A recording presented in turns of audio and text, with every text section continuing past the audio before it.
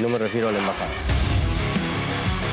Con 10 solcitos hacemos sopa, segundo y hasta postrecito. Déjenme curar o morir en mi casa. Disolver. Disolver. Disolver. Solamente me falta ser presidente del Perú. Terrorismo de imagen. Bueno, ¿cómo están? Tremendo día hoy. Lo que acabamos de escuchar en esta entrevista exclusiva que le ha hecho Milagros Leiva al fiscal supremo Tomás Gálvez, que es uno de los potenciales futuros fiscales de la nación, ¿no? Ante la ya definida suspensión de Delia Espinosa, luego de un proceso doloroso en el que se ha hecho mucho daño a la institucionalidad del Ministerio Público, y ella ha terminado atrincherada, ¿no? en este monólogo, acompañada de dos fiscales anónimos, ¿no? Que nadie sabe, muy sola, sus propios subordinados. No admitió ninguna pregunta de la prensa, porque ahí sí estábamos nosotros, por ejemplo, que teníamos varias consultas que hacerle, ¿no? Pero no se atreve, pues, a encarar a nuestra reportera Maribel Figueroa, porque le iba, evidentemente, a enrostrar todas sus contradicciones, abusos e irregularidades, ¿no? Pero lo que ha dicho Tomás Gálvez es bien interesante.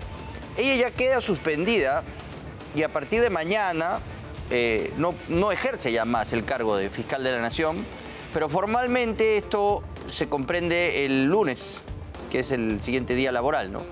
Entonces ahí lo que ha dicho Tomás Gálvez es potente. Si el más antiguo, ¿no? Por costumbre, más que por la norma, porque dice que la norma que establecía que el más antiguo tenía que ser el interino ha sido derogada. Esa información no la teníamos, acaba de dar esa primicia en el programa de Milagros. Si no la convoca el lunes Pablo Sánchez, se autoconvocan, que es una prerrogativa de la Junta de Fiscales Supremos. Ahora, Pablo Sánchez, y esto lo dice también Tomás Gálvez en la entrevista que hace, en la que ha sido prudente, protegiendo la institucionalidad del Ministerio Público, perfilándose pues como potencial fiscal de la Nación en el futuro, ¿no? Y se ha cuidado mucho, pero sí ha dicho esto: Pablo Sánchez hipotecó al Ministerio Público a Gustavo Gorriti. Dos casos concretos. La intervención, ¿no?, que hacen a la diligencia legal admitida por el propio Carlos Rivera, ¿no?, y que estaban simplemente solicitando que compartan la información que ya habían publicado en esta diligencia, que no era un allanamiento, como falsamente han hecho creer algunos en IDL. Y llega el envalentonado Gustavo Gorriti, llama, y eso todo está grabado, por teléfono a Pablo Sánchez, y Pablo Sánchez le pide a Rodrigo Rurruch que se vaya, que suspenda, si no se atenga a las consecuencias. Y esto lo ha contado Rodrigo Rurruch varias veces. Eso es un hecho absolutamente irregular y por lo que estaba siendo procesado.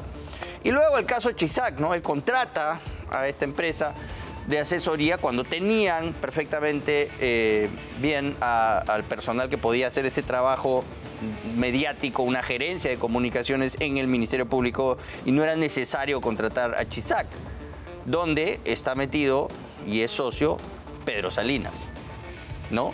Y sabemos que Rosa María Palacios fue a hablar con Patricia Benavides y le pide que el caso Chisac lo descarte, se archive, ¿no? Delia Espinosa, para conseguir el voto de Pablo Sánchez, le canjea, ¿no?, el archivamiento de estos dos casos incómodos que pesaban sobre él, porque claro, es un supremo, lo tiene que investigar la fiscal de la Nación, a cambio de que él vote por ella. Entonces, el trato, el trueque, ¿no?, el toma y daca perverso fue: Delia, yo voy a votar por ti, ¿no? Lo dejan solo a Villena. Tú, cuando asumes de fiscal de la Nación, estos casos me los borras. Y así fue. Archivó los dos casos antes de enviarlos al Congreso para que puedan allí haber, a través de la Subcomisión de Acusaciones Constitucionales, Comisión Permanente y Pleno, haber decidido si correspondía o no una sanción constitucional por estas dos infracciones claras, ¿no? Entonces él está muy manchado. y vinculado con Gustavo Gorriti y todo este grupo del que finalmente se está liberando el Ministerio Público con la caída de Delia Espinosa, porque ya quedó claro, ¿no? Que ella solamente conversa con ellos, con Epicentro, con IDL, con Curwen, con La República, con todo ese grupete, ¿no? de gente que está evidentemente alineada con los intereses de esta ideología, ¿no? perversa que ha atrapado al Ministerio Público y que era su cuota de poder que no querían soltar. Bueno, vamos a ver el reportaje de Maribel Figueroa y luego comentamos más. La fiscal de la Nación, Delia Espinosa, conversando.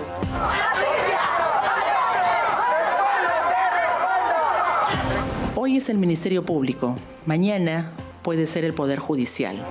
Estamos quedando en manos de personas que aplican procedimientos totalmente ilegales. Suspensión confirmada. Y la causa queda al voto. La Junta Nacional de Justicia le impuso a Delia Espinosa 6 meses de suspensión en el cargo y, a entender de algunos analistas, incluso podría ser indefinida. Si por haber enfrentado la corrupción y venir enfrentando la corrupción en todas sus formas se me va a sacar del cargo, como dicen, suspensión, no hay problema, continuaremos. Vamos a continuar con la lucha, pero yo no voy a callar la voz porque dentro o fuera del Ministerio Público tenemos que seguir siendo ante todo abogados que respetan la ley.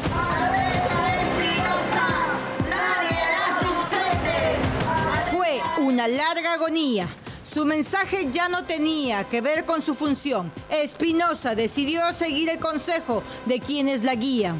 Intentó por todos los medios politizar su caso y, en un acto casi desesperado, decidió no presentarse a la audiencia pública en la Junta Nacional de Justicia para dar sus descargos. Prefirió hacer su propia conferencia de prensa a la misma hora, acompañado de 2 de sus fiscales adjuntos. No hemos dejado pasar la ley de amnistía y también en su momento hemos criticado y seguimos criticando esta ley de AFP que afecta a los más jóvenes. Seguiremos nosotros trabajando.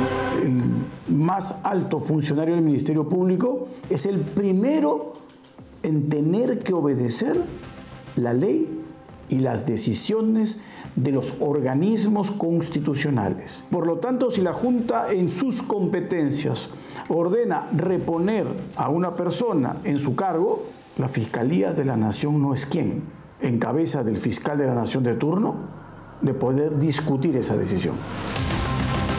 La relación entre Delia Espinosa y los miembros de la Junta Nacional de Justicia nunca volverá a ser cordial. Hoy, mientras el Pleno de la Junta Nacional de Justicia la esperaba para escuchar sus alegatos, la todavía fiscal de la Nación decidió salir en paralelo a dar un discurso en solitario, sin respaldo de los fiscales supremos, quienes han decidido marcar distancia de sus disparatados movimientos, y sin preguntas incómodas. Espinosa salió a matar antes de que, como ella dice, le vuelen la cabeza. No tengo antecedentes, no tengo ningún tipo de cuestionamiento o sentencia contra mi persona. Sin embargo, se ha convalidado la permanencia del presidente de la Junta Nacional de Justicia, que a todas luces es un agresor, porque está sentenciado. Y esto no es difamación, esto es información pública. El mundo al revés. Los últimos pasos de Delia Espinosa fueron erráticos y, escuchando el discurso de quienes le hablaban al oído, la tarde del jueves decidió seguir el camino de la brutalidad política. Brutalidad Política es un programa de YouTube caracterizado por el lenguaje procaz y soez de su conductor. Allí volvió a repetir su discurso cansino. ¿Cómo es que llegamos a esta situación?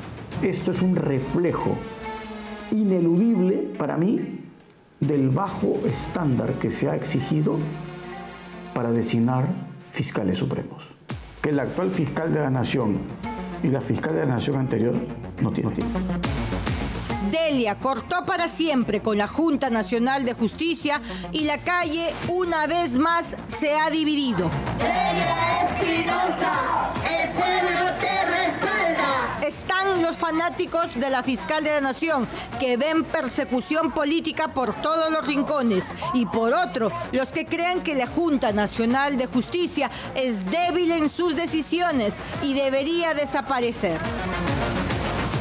A quien no tiene ni una mancha, se le inventa una sanción, se le inventa una supuesta falta grave o muy grave para buscar sacarla como sea. Definitivamente soy incómoda, no soy conveniente.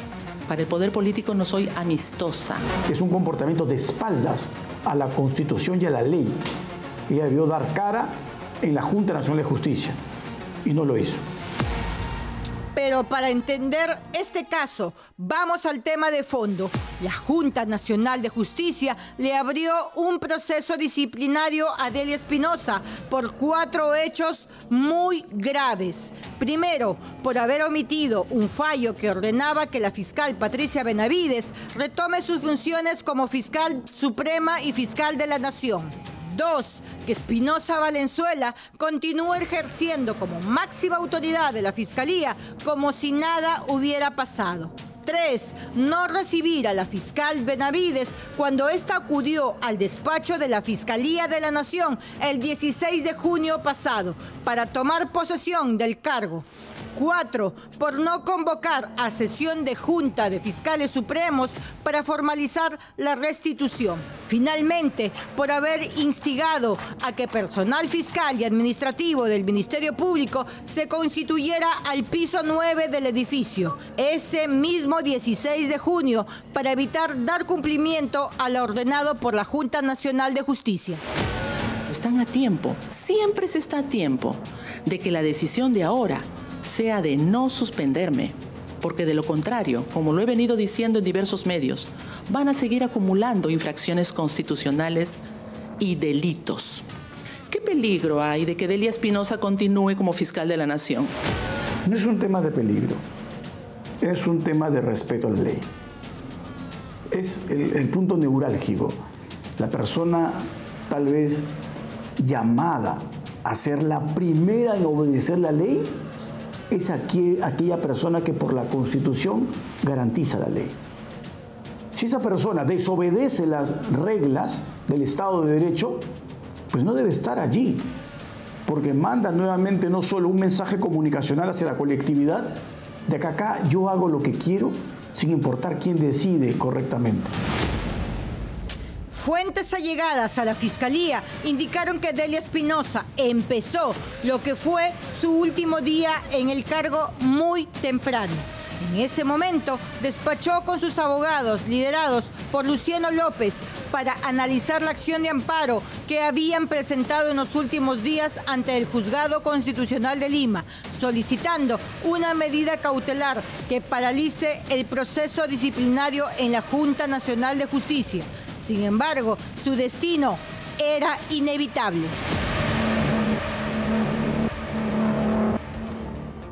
Bueno, el desgaste que ha provocado Delia Espinosa en el país, las acusaciones sin fundamento, las rabietas, ¿no?, de los caviares en las redes, diciendo que aquí hay una dictadura, cuando en realidad se ha precisamente cuidado no vulnerar el debido proceso, como sí se ha hecho en anteriores ocasiones. Esto ha sido el 17 de junio, ¿no? 16 de junio. Han pasado 3 meses. Se ha hecho un trabajo pausado, diligente, ¿no? Y este simplemente es un criterio que se toma previo a la investigación, que inicia a partir del día de hoy y se va a dar el resultado finalmente después de 6 meses, como corresponde y como dice la ley orgánica. La consideración de la medida cautelar de suspensión es válida y se ha decidido por unanimidad, ¿no?, por 5 votos. A pesar de que algunos coleguitas estaban desesperados por tratar de vender la idea falsa de que había sido 3-2 y que si hubiera estado Tábara se hubiera empatado, la Junta lo aprobó de manera unánime 5-0. Ahí están todas las firmas, como les gusta, toditas. ¿Ya? Así que ahí no hay más. Simplemente tiene que ahora esto acatarlo, ¿no? El Ministerio Público, la Junta de Fiscales Supremos, y definir quién va a ser el fiscal interino, porque no se le está sacando del cargo, no se le está destituyendo, y está suspendida. Así que luego de un proceso de disciplinario administrativo, se va a determinar si corresponde o no la destitución o si simplemente se le devuelve su plaza de fiscal suprema e incluso fiscal de la nación. O sea, aquí simplemente lo que se ha dado es una medida cautelar por 6 meses debido a las actuaciones pues absolutamente descabelladas, ¿no?, de la doctora Delia Espinosa, que estaban dañando, ¿no?, la imagen del Ministerio Público, ya vapuleada, por cierto. Vamos a hablar más de eso después, pero tenemos que presentar este trabajo que ha hecho Alfonso Baella Mato en Cusco, porque la verdad que ha sido algo que nos ha sorprendido y nos ha llamado muchísimo la atención a todos los peruanos. El descuido de nuestra joya de la corona, Machu Picchu, que es el destino predilecto mundial, ¿no?, entre las 7 maravillas, que incluso casi perdemos eso, está envuelto en este lío por las entradas, por esta mezquindad, ¿no?, de tratar de conseguir un ripio para toda esta gente que pulula por ahí en Machu Picchu y que no entienden que el daño que le hacen es a todos los peruanos y obviamente a ellos mismos, ¿no? Esta es una crónica de todo lo que sucedió en Machu Picchu, el caos que se vive y cuáles son las principales causas de este desastre en el Ministerio de Cultura.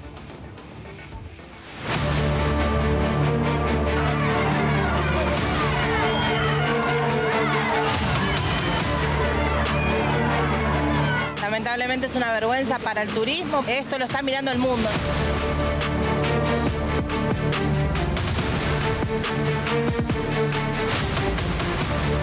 Lamentablemente no vamos a poder volver.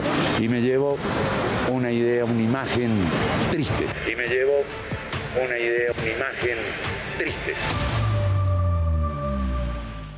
En los últimos días, lo que debería ser un viaje soñado se ha convertido en una pesadilla, en un trayecto lleno de caos y confusión. La ciudadela inca de Machu Picchu, el gran orgullo turístico del Perú, se encuentra hoy en medio de una disputa marcada por el caos en el transporte. Concesiones vencidas, buses saturados, tarifas altas y conflictos locales. Contracorriente viajó hasta Cusco y se trasladó hasta Machu Picchu para conocer a profundidad este problema que amenaza a la 7ª maravilla del mundo. Machu Picchu Pueblo, también Aguascalientes, es un distrito de la provincia de Urubamba, una ciudad cuyo único propósito es ser un punto de apoyo turístico para quienes visitan el santuario de Machu Picchu. Desde allí parte la carretera Jairam-Bingan, un camino de apenas 7 kilómetros zigzagueantes. Este tramo es la única vía terrestre para llegar a la 7ª maravilla del mundo moderno. ¿Qué es lo que está ocurriendo en Machu Picchu? Es la lucha, es la guerra por la plata.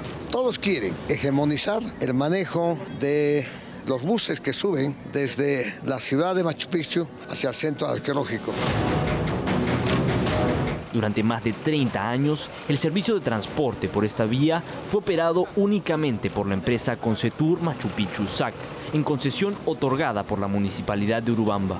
Una concesión que originalmente iba a durar solo 3 años, pero que con ampliaciones cuestionadas terminó extendiéndose por décadas. Una concesión que ha sido dada a esta empresa Concetur por más de 30 años de manera ambigua, porque no tiene un título habilitante. Ellos solo muestran un documento extrajudicial. La concesión de los 30 años terminaba este 4 de septiembre. Nosotros el 2023 encontramos llenos de procesos, medidas cautelares. Seguido eso, el 2024 comenzamos con la concesión y elaborar mecanismos o instrumentos de gestión que nos permita fiscalizar, administrar mejor esta ruta, porque esta ruta las ganancias son bastante factuosas. La principal queja de los turistas ha sido siempre la misma: el precio. Hoy, subir y bajar de Machu Picchu en bus cuesta $24 para extranjeros y $15 para peruanos. Esto por un trayecto de solo 15 minutos. El punto de quiebre llegó el 4 de septiembre de 2025. Ese día, la concesión de la carretera Jairam-Bingan que tenía Concetur venció oficialmente. La municipalidad de Urubamba no renovó el contrato y en su lugar adjudicó temporalmente la ruta a otra compañía, San Antonio de Torontoy. La buena pro, una empresa San Antonio Torontoy. En estos días se ha firmado el contrato porque hay un tiempo prudente, tienen que presentar la carta fianza y todo. Puede hacer que no tenga las mejores condiciones, pero es una empresa que representa al 80% de la población. El alcalde de Urubamba tuvo 3 años para poder preparar esta convocatoria a licitación. Sin embargo, no lo hizo y recién el día 3 de septiembre, faltando escasos 2 días para que venciera este contrato, es que pretendió darle una contratación directa a una empresa, un consorcio denominado San Antonio de Torontoy. No tienen todo el aparato logístico necesario para poder dar esta operación con las garantías necesarias de seguridad y de operatividad. Habiendo retomado las operaciones de Machu Picchu, también han vuelto a operar los buses de Concetur. Lo que resulta cuestionable es cómo es que están operando si es que no tienen licencias vigentes. La medida buscaba dar paso a un operador del pueblo, pero en la práctica la transición fue caótica. Torontoy prometió operar con 18 autobuses. Sin embargo, el día que iban a ser trasladados, la empresa Perú Rail denunció que se habían detectado frenos cortados en las plataformas que debían transportarlos. Ante la demora, las comunidades locales que esperaban beneficiarse con el ingreso de Torontoy se levantaron en protesta. El día 16 a las 2 de la mañana hubo un atentado contra la vía de tren a escasos minutos antes de que pasara un convoy de evacuación de viajeros que iban a ser sacados del pueblo de Machu Picchu. Bloquearon accesos y organizaron paros exigiendo que el nuevo negocio del pueblo entrara en marcha de inmediato.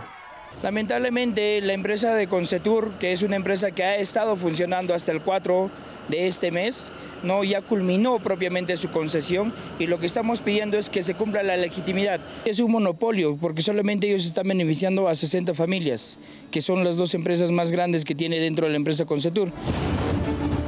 El conflicto escaló al punto de afectar incluso al servicio ferroviario. Perú Rail e Inca Rail suspendieron temporalmente los traslados hacia Aguascalientes, perjudicando el viaje de miles de turistas, principalmente extranjeros. Los gremios estiman que las pérdidas han sido millonarias en solo cuestión de días. Hubo un montón de pérdidas económicas por causa de 2 empresas privadas que quieren entrar en el poder, que para mí debería ser de la municipalidad o quedárselo al Estado, cosa de que ambos escarmienten que no pueden jugar con una maravilla del mundo, porque por causa de ellos estamos a punto de perder el título. La otra empresa se hace llamar El Pueblo, pero en realidad está pagando 80 soles por cada persona para que vayan a esa huelga. Yo pienso que han debido arreglar internamente y no de esa manera, porque han perjudicado no solamente al pueblo de Machu Picchu, sino también como a Cusco, Lima, porque todos vivimos del turismo. Para muchos viajeros, lo que debía ser un recorrido inolvidable se convirtió en una pesadilla logística.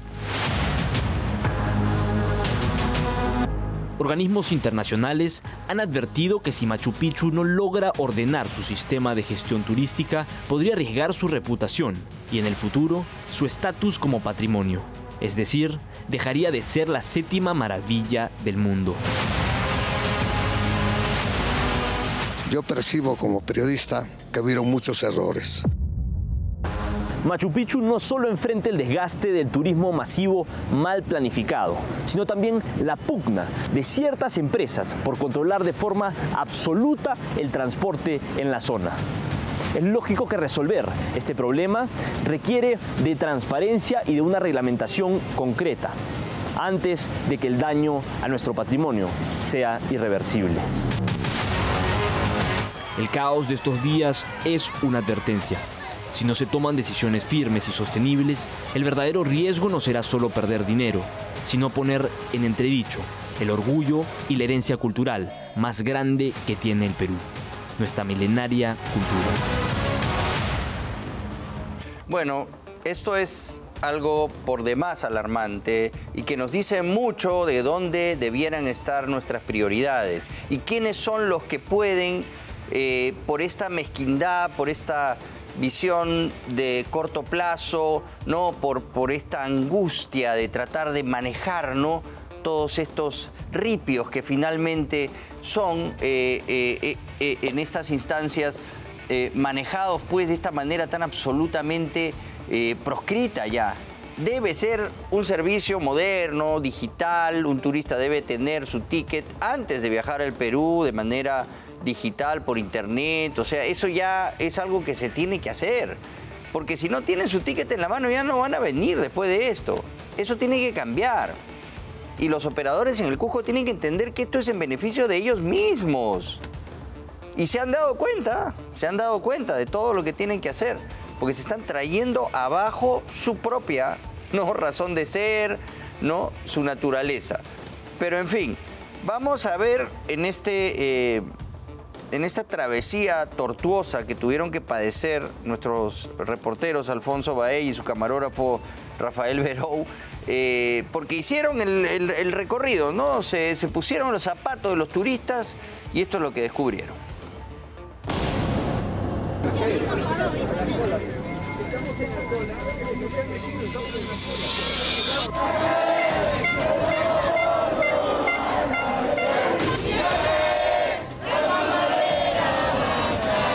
La mañana del pasado lunes 15 de septiembre, Perú Rail anunció la suspensión indefinida de operaciones ferroviarias producto de las diversas manifestaciones organizadas que se habían dado en Machu Picchu por el conflicto entre las empresas Concetur y Torontoy. ¡Abajo Concetur! ¡Abajo! ¡Abajo los monopolios! ¡Abajo! Obligando a miles de turistas a buscar nuevas rutas de acceso.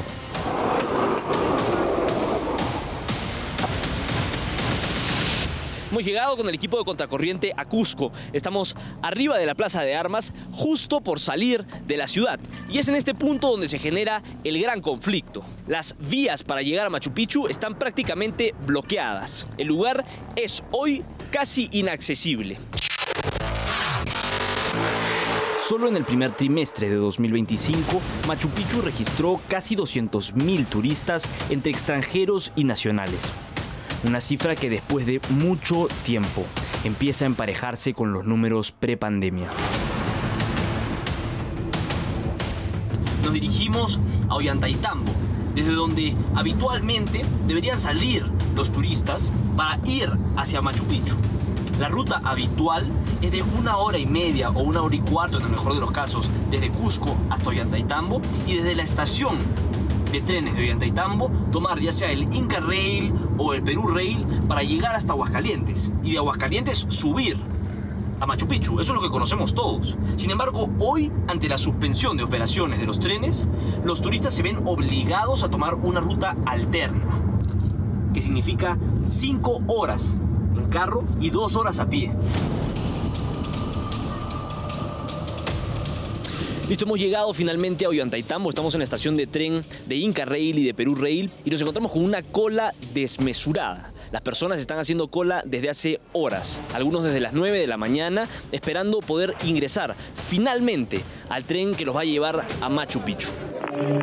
We were really distraught at, the train not operating.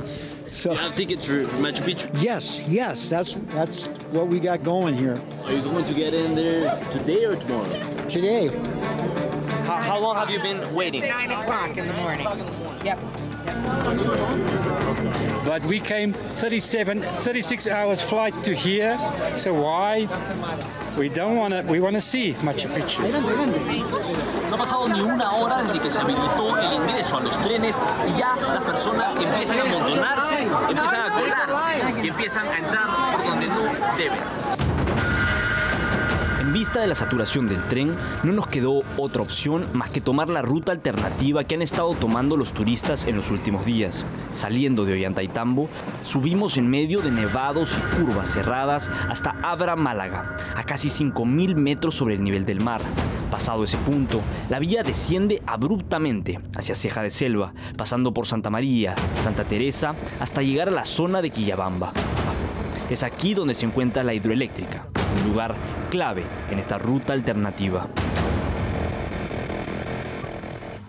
Finalmente, después de 5 horas, pero hemos llegado finalmente a la hidroeléctrica que está ya en el santuario histórico de Machu Picchu. De acá tenemos que recorrer todavía 2 horas más a pie. Hemos encontrado en esta zona distintos turistas que han venido a recorrer la misma ruta que nosotros, porque es la única forma de llegar a Machu Picchu. Vamos a entrevistarlos a algunos. Excuse me. Yeah. Hello. How long have you been here waiting? We didn't wait, actually. We were walking to Machu Picchu, to Aguascalientes. Desde la hidroeléctrica, los turistas deben continuar a pie. No existe una carretera directa hacia Machu Picchu y la única opción es caminar aproximadamente 3 horas. Después de una larga caminata, esperamos que finalmente aquí podamos ir en línea recta hasta Aguascalientes. Esta es la ruta que han venido haciendo los turistas durante estos días. Inhóspito, es increíble, es surreal, es de no creer, honestamente.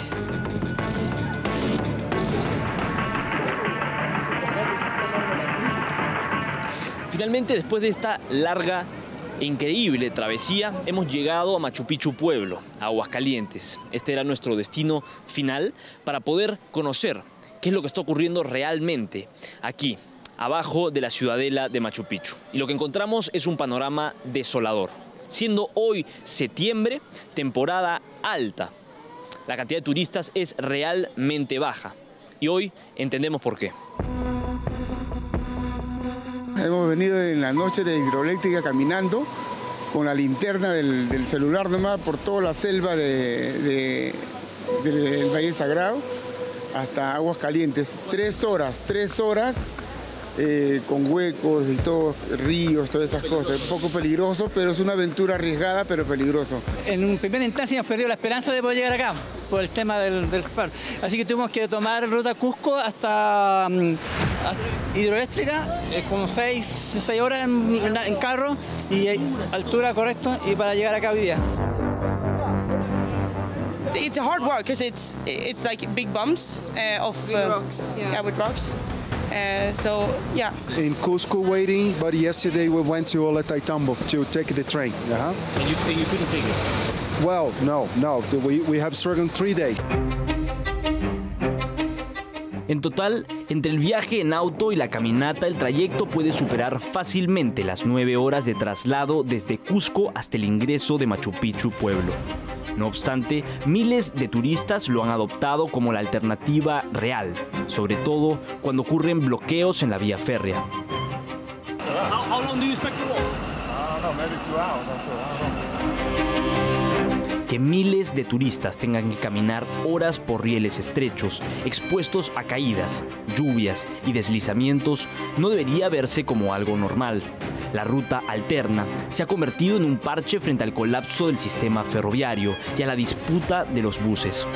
Machu Picchu merece un acceso alternativo, seguro y digno, porque arriesgar la vida para llegar a la 7ª maravilla del mundo no debería ser parte de la experiencia. Excelente crónica vivencial de nuestro equipo, de Alfonso Bahía y Rafael Verao. Realmente un trabajo extraordinario en estas 2 notas que han hecho y la han vivido para contarla. Han estado ahí con los turistas caminando de noche 3 horas por vías que son inhóspitas. Ese es un espacio por el cual no puede transitar un turista cómodamente. Hay gente mayor, ¿no?, que se está exponiendo a cualquier clase de peligros ahí en la noche de la selva. Ustedes saben lo que es caminar por ahí. Hay huecos, son 3 horas, riachuelos, uno se puede caer, pueden ser incluso atacados por animales salvajes. Están en medio de una zona absolutamente agreste. Y es increíble que tengamos que exponer a nuestros turistas, a los huéspedes de nuestra gran nación, a este tipo de experiencias que los marcan y que luego en el mundo diseminan un mensaje negativo sobre Perú. Y en vez de venir pues a ver Machu Picchu, se irán a ver pues las pirámides de Egipto, se irán a ver el Taj Mahal, porque no van a exponerse a esto. Esto es lapidario para los propios cusqueños, para la propia gente de Aguascalientes y para todos los que tienen que hacer negocio ahí. Es un suicidio. Y encima afectan a todo el país, a toda la nación que vive del turismo. Porque claro, dirán, así como será Machu Picchu, debe ser la línea de Nazca, Paracas, ya no vamos a ningún lado. Mejor Perú, no, por un buen tiempo. El daño que le han hecho al turismo en el Perú con estas mezquindades propias de estos arreglos ínfimos, por unos soles de pasajes, se han traído abajo a Machu Picchu. ¿Dónde está el Mincetur? ¿Dónde está el Mincul? Están pintados hace rato, porque son los ministerios pues que le dan a los amiguitos que no saben pues administrar efectivamente este tipo de complejidades. Pues la gente en Cusco hay que convencerla. Hay que hacer un trabajo político, hay que hacer lobby. Está bien que defiendan lo suyo, pero tienen que entender que hay algo más grande, ¿no? Y que están afectando los intereses de todos los peruanos. Muy buena nota de nuestro equipo en el Cusco. Muy bien, antes de ir al corte, una importante mención. Con delicadas fibras de lana merino, la más fina del mundo, tejemos nuestros caballeros carácter y estilo. Barrington presenta su colección Super Fine y Super 100 Exclusive Jacket, refinados tejidos para sacos sport a la medida, piezas únicas y eternas. Parte de un portafolio que reúne a los más exclusivos casimires, lanillas y tweeds, disponibles en nuestra cadena de tiendas a nivel nacional o en barrington.com.pe. Barrington, 7 décadas vistiendo a 3 generaciones, 7 décadas siempre a tu medida. Vamos a la pausa comercial, pero vamos a regresar con esto, que ya es una investigación de oficio, no nuestra, del Ministerio Público, que lo que está aquí es advirtiendo un fraude cometido por Lucila Pautrat y su pseudo, ¿no?, ONG ambientalista Quené, que aquí hemos denunciado. Y ahora van a entender por qué, ¿no? Sus satélites como IDL, que los protegen, nos han metido hasta 6 denuncias. Porque aquí está clarísimo que ha habido un fraude de la colaboración internacional. Y por eso las ONG no quieren mostrar sus cuentas, no quieren transparentar cuáles son sus verdaderos propósitos, quiénes los financian. ¿Qué pasa si estas organizaciones ambientalistas en realidad tienen el objetivo de utilizar el pretexto de cuidar el medio ambiente para dañar a nuestras empresas, a nuestra industria maderera que está haciendo las cosas bien, a las propias comunidades nativas que están trabajando con la conservación ecológica y que exportan de manera legal especies exóticas para poder financiar esos proyectos de conservación? A todos ellos los atacan, los empapelan, los quieren destruir para justificar, ¿no?, que están haciendo algo, cuando en realidad todo el dinero de la cooperación lo están destinando a fondos ilícitos que incluso tienen como última instancia una investigación de lavado de activos, muy grave. Y aquí están las cuentas que nosotros hemos mencionado y todo al respecto le vamos a contar tras la pausa. Siente el Perú en danza, una experiencia inmersiva asombrosa. Adquiere tus entradas en Join Us. Conoce más en www.danzaperú.pe.